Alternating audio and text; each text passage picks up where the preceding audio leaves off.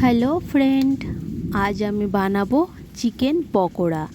এই বর্ষার সময় ভারী বৃষ্টিতে ব্যালকনিতে বসে বসে গরম গরম চিকেন পকোড়া টমেটো সস দিয়ে খেতে কিন্তু দারুণ লাগে এবং বৃষ্টি দেখতেও বেশ ভালো লাগে।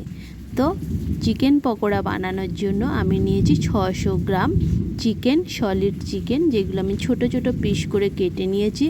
তাতে আমি দিয়েছি 2টো পেঁয়াজ, 2টো টমেটো কেটে দিয়েছি, আর আদা রসুনের পেস্ট, কাঁচা লঙ্কা দিয়ে পেস্ট করে আমি 2 চামচ দিয়েছি।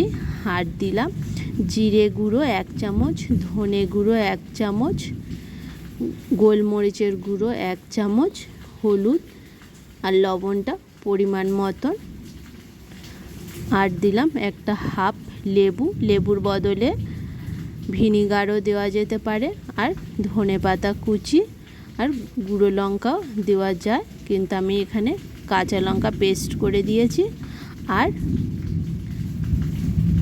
দিলাম বেসন দিয়ে আমি একটু মেখে নিয়ে এরপরে আমি হাফ চামচ মতন খাওয়ার সোডা দিলাম আর 1 চামচ চালের গুঁড়ো। এতে কি হবে, বেশ মুচমুচেও হবে পকোড়াগুলো খেতে।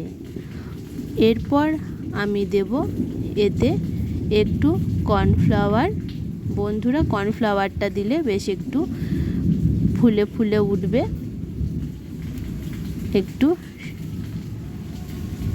ফোলা ফোলা দেখতে হবে পকোড়াগুলো ভাজার পরে।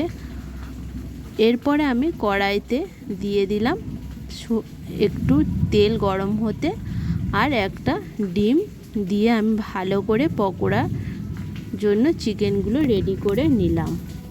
তেল আমার গরম হয়ে গেছে বন্ধুরা। এরপরে একটা একটা চিকেনের পিস নেবেন আর তেলে দিয়ে হালকা আঁচে নেড়ে চেড়ে ভেজে নিলেই বন্ধুরা দেখুন এরকম চিকেন পকোড়া রেডি হয়ে যাবে। এরপর প্লেটের পাশে একটু সস নিন আর ব্যালকনিতে বসে বসে গরম গরম চিকেন পকোড়া নিন আর বৃষ্টি উপভোগ করুন।